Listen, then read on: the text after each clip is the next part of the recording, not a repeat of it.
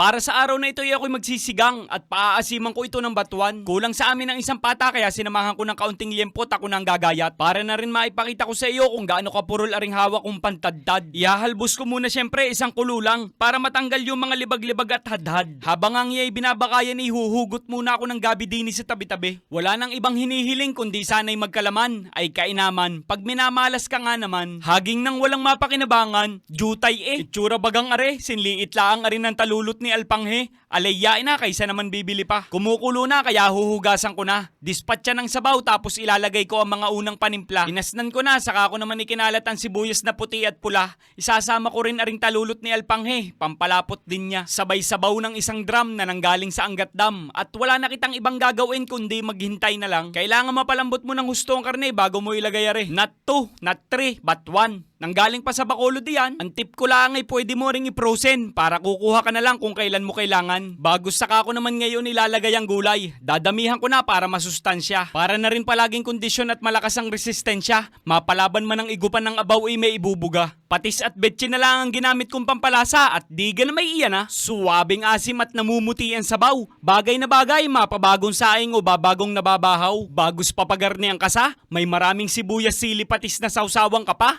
Aywan ko na lang kung di ka mapaigop abaw, indot maya. Ay inang!